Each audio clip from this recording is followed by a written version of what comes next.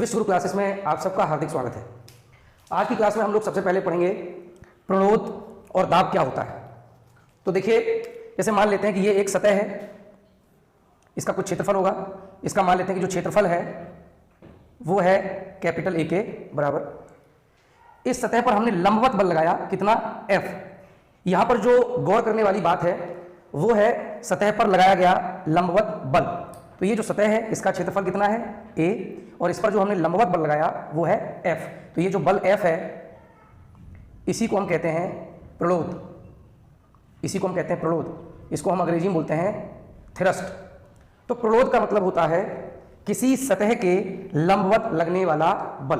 तो किसी भी सरफेस के लंबवत दिशा में जो बल लगाया जाता है सरफेस पर वो कहलाता है प्रणोद। एक बार फिर से देख लीजिए, ये एक सतह है, इस सतह का क्षेत्रफल कितना है, A। इसका जो एरिया है वो हमने मान लिया A है, और हमने सतह पर जो लंबवत बल लगाया वो लगाया F। तो ये जो लंबवत लगाया गया बल है इसी को हम प्रणोद कहते हैं। ठीक है, तो किसी सतह के लंबवत लगाए गए बल को हम प्रणोद कहते हैं। अब समझते हैं कि दाब क्या होता है।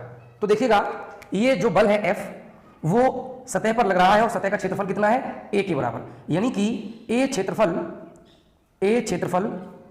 पर लंबवत जो बल लग रहा है वो कितना लग रहा है, A क्षेत्रफल पर लंबवत लगने वाला बल कितना हो जाएगा, कैपिटल F। ये जो F बल है वो इस सतह के लंबवत लग रहा है, और पूरी सतह का क्षेत्रफल कितना है, ये पूरा क्षेत्रफल कितना है, ये पूरा क्षेत्रफल है कैपिटल A के बराबर। तो कैपिटल A क्षेत्रफल पर लंबवत लगने वाला बल कितना हो गया, F। तो इकाई क्षेत्रफल पर लंबवत लगने वाला बल कितना हो जाएगा, F डिवाइडेड बाई A। और इकाई क्षेत्रफल पर लंबवत लगने वाले बल को ही हम दाब कहते हैं। दाब को हम किससे दर्शाते हैं, दाब को हम दर्शाते हैं P से। क्यों, क्योंकि P फॉर प्रेशर। तो प्रेशर को हम हिंदी में दाब कहते हैं। तो दाब P equals to F upon A।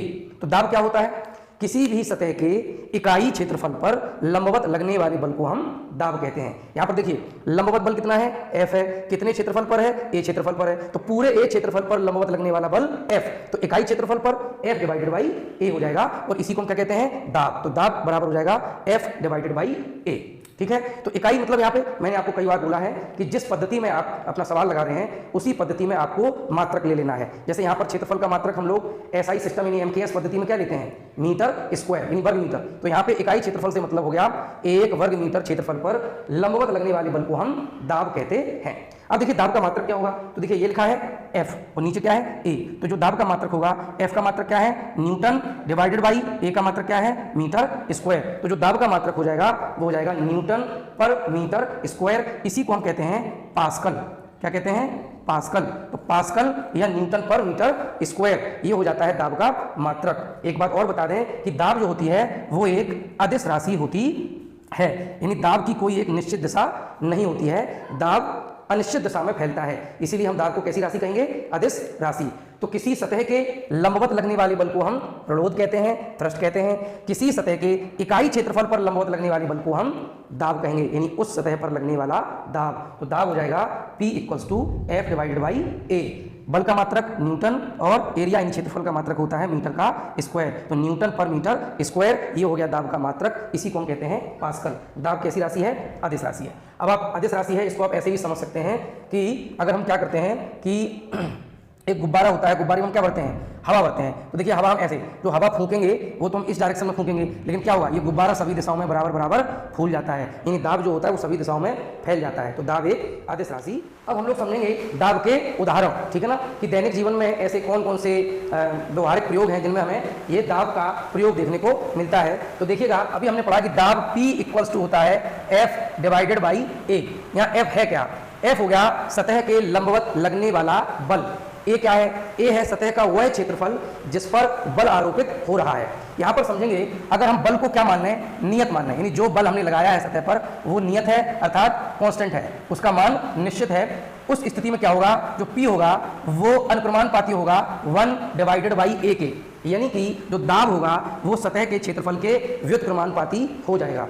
सतह का कौन सा क्षेत्रफल है ये, जिस पर बल आरोपित हो रहा है। तो आप समझिएगा, अगर ये क्षेत्रफल घटेगा तो सतह के ऊपर पड़ने वाला दाब ये बढ़ेगा, और अगर क्षेत्रफल बढ़ेगा तो सतह पर पड़ने वाला दाब घटेगा। अब इसी जो सिद्धांत का हम लोग व्यवहारिक उपयोग कहाँ करते हैं, तो देखिएगा, सबसे पहले अगर समझा जाए दाब के मामले में, तो जैसे हमने देखा कि जो कीलें होती हैं, कीलों में क्या विशेषता होती है, कीलों का जो सिरा होता है वो नुकीला होता है। कीलों का जो सिरा होता है वो नुकीला। तो हमने क्या किया, इस वाले चौड़े मत्थे पे हमने बल लगाया, हथौड़े से किसी और से हमने ऐसे बल लगाया। अब होगा क्या, ये जो नोक है इसकी, वो क्या है, उसका क्षेत्रफल होगा बहुत कम। भाई नुकीले होने की वजह से क्या होगा, ये नुकीली है, ठीक है, तो नुकीली होने की वजह से ये जो सिरा होगा इसका क्षेत्रफल बहुत कम होगा। तो हमने आपसे क्या कहा था कि ए जो है वो सतह का वह क्षेत्रफल है जिस पर बल आरोपित होता है। तो आप समझिए कि जब ये कील हम कहीं भी फर्श में या दीवार में कहीं पर भी इसको हम गाड़ने का प्रयास करेंगे तो क्या होगा, इस कील का केवल ये जो नोक है, केवल इसका ही भाग उस दीवार के संपर्क में आएगा। तो सतह का जो क्षेत्रफल होगा वो इस नोक के क्षेत्रफल के बराबर होगा, अर्थात बहुत कम होगा। और बहुत कम होगा तो जो दीवार पर दाब पड़ेगा वो बहुत ज्यादा पड़ेगा और आसानी से वो जो हमारी कील है वो फर्श में या दीवार के अंदर धंस जाएगी। क्लियर।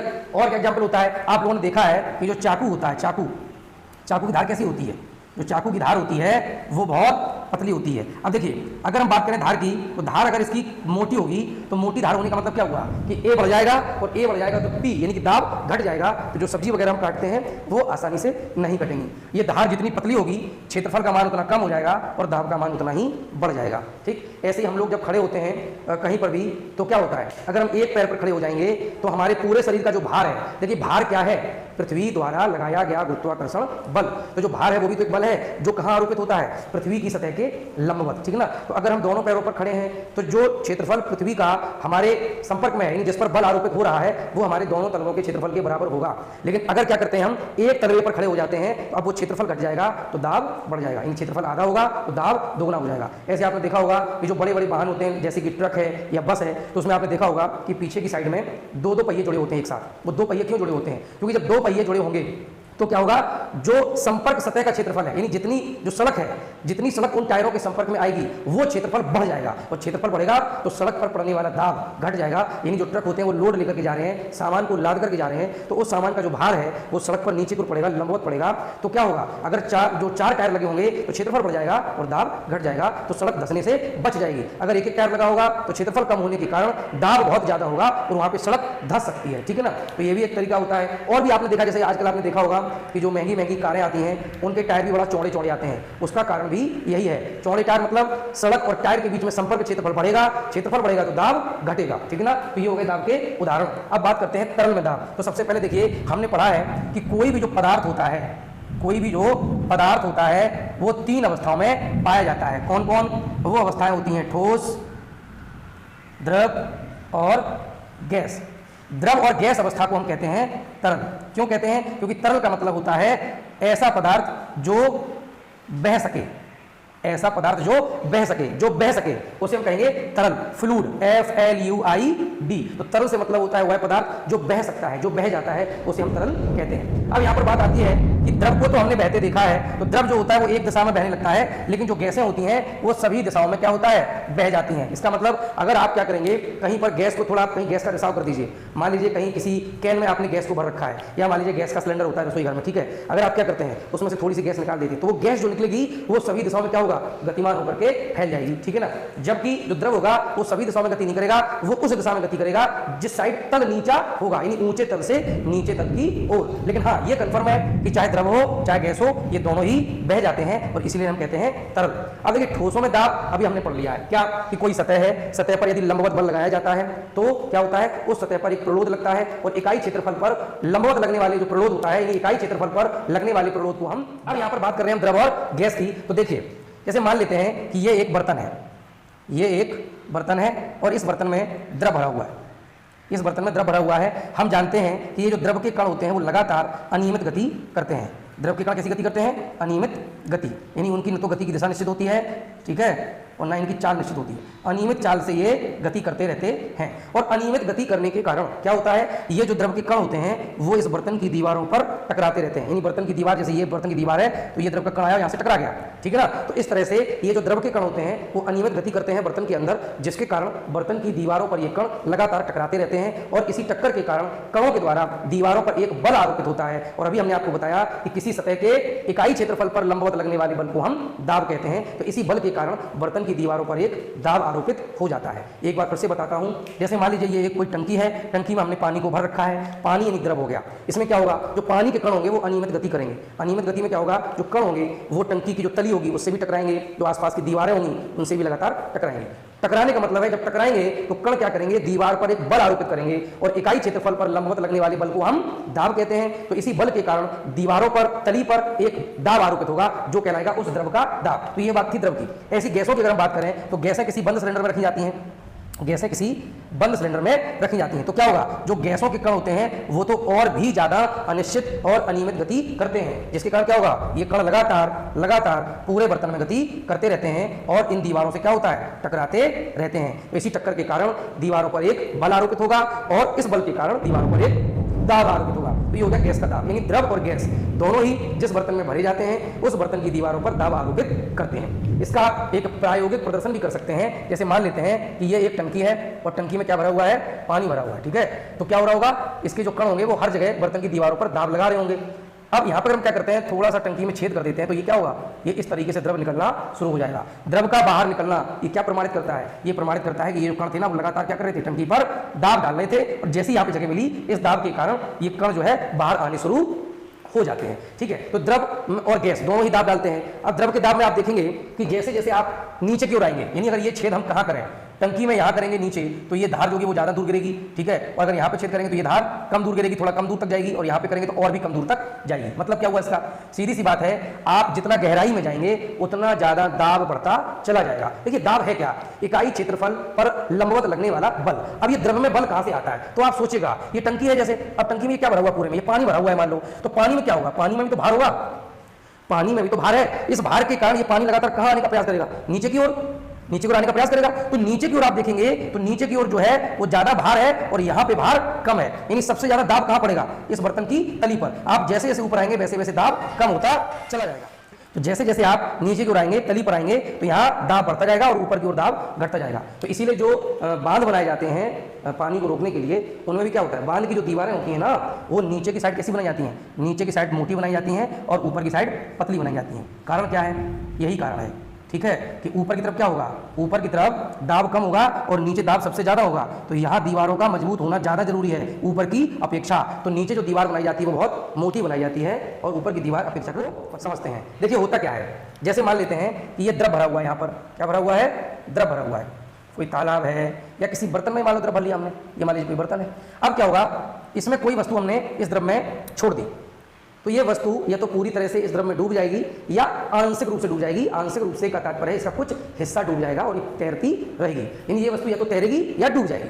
प्रत्येक स्थिति में क्या होता है, जो द्रव होता है, द्रव ये द्रव है, प्रत्येक स्थिति में ये द्रव इस वस्तु पर ऊपर की ओर एक बल लगाता है जिसे हम कहते हैं उत्प्लावन बल। तो उत्प्लावन बल को यदि हम परिभाषित करें तो क्या कहेंगे, तो हम कहेंगे कि किसी वस्तु को द्रव में डुबोने पर क्या होता है, द्रव द्वारा उस वस्तु पर ऊपर की ओर एक बल लगाया जाता है जिसे हम उत्प्लावन बल कहते हैं।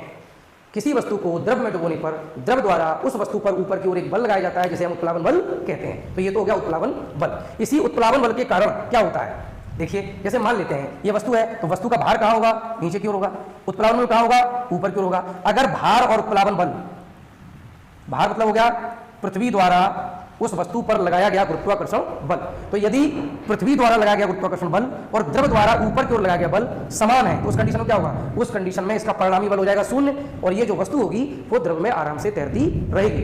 दूसरी कंडीशन क्या बनती है, भार जो है वो ज्यादा है और उत्प्लावन बल कम है, भार ज्यादा है और उत्प्लावन बल कम है, तो इस स्थिति में क्या होगा, परिणामी बल होगा नीचे की ओर और ये वस्तु पानी में डूब जाएगी, ठीक है। तीसरी कंडीशन बनती है कि जो भार है वो कम है और उत्प्लावन बल ज्यादा है। तो ध्यान दीजिएगा ये कंडीशन बन ही नहीं पाती, क्यों, क्योंकि इस कंडीशन में क्या होता है, जो वस्तु होती है वो ऊपर ही ऊपर तैरती रहती है, यानी वो बिल्कुल भी डूबती नहीं है, ठीक। तो कुल मिलाकर के ये दो ही कंडीशन काम करती हैं, या तो भार उत्प्लावन बल से ज्यादा होगा तो डूब जाएगी या दोनों बराबर रहेंगे और तैरते रहेंगे, ठीक है। क्योंकि उत्प्लावन बल ज्यादा होने का मतलब हुआ कि परिणामी बल हो जाएगा ऊपर की ओर, तो क्या ये ऊपर चली जाएगी वस्तु, नहीं, क्यों, क्योंकि परिणामी बल ऊपर की ओर होगा तो ये वस्तु जैसे ही इस सतह से ऊपर आएगी, सतह से ऊपर मतलब अगर आप यहां कर देंगे, बीच में थोड़ा गैप कर दें, तो अब क्या होगा, अब क्या द्रव इस पर कोई उत्प्लावन बल लगाएगा, नहीं लगाएगा, तो उस सूरत में भार फिर से नीचे की ओर, फिर से सतह पे आ जाएगी। तो इस स्थिति में क्या होगा, जो वस्तु होगी वो सतह पर ही तैरती रहेगी, यानी सीधी बात है जो व्यवहारिक स्थितियां हैं वो दो ही हैं, ठीक है, तीसरी स्थिति व्यवहारिक नहीं है। तो उत्प्लावन बल क्या होता है, किसी वस्तु को द्रव में डुबोने पर द्रव द्वारा वस्तु पर ऊपर की ओर लगाए गए बल को उत्प्लावन बल कहते हैं। अब उत्प्लावन को उदाहरण समझ लो,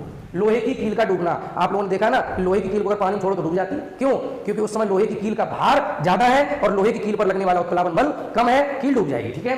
कॉर्क का तैरना, आपने देखा कॉर्क होती है मतलब ढक्कन कॉर्क वगैरह के बन के आते हैं, रबर की जो बॉल होती है वो तैर जाती है, लकड़ी तैर जाती है। तो ये सब क्यों तैर जाते हैं? या कोई बंद बर्तन होता है वो भी तैर जाता है। क्यों तैर जाते हैं? इसलिए तैर जाते हैं क्योंकि उनके सबके भार और उत्प्लावन बल दोनों बराबर कंडीशन में रहेंगे और वो वस्तुएं द्रव्य। हम लोगों ने पढ़ा उत्प्लावन बल के बारे में। अब आर्किमिडीज का सिद्धांत क्या है, उसके अनुप्रयोग क्या है, आपेक्षिक घनत्व क्या होता है, गुरुत्वीय त्वरण के मान में परिवर्तन कब कब होता है, इस बारे में चर्चा हम करेंगे नेक्स्ट क्लास में। अच्छे से पढ़ते रहिए, अपने डाउट है तो कमेंट सेक्शन में लिखिए, चैनल को शेयर कीजिए, सब्सक्राइब कीजिए, कराइए, ठीक है, और अच्छे से पढ़िए। कोई भी डाउट हो प्लीज कमेंट सेक्शन में जरूर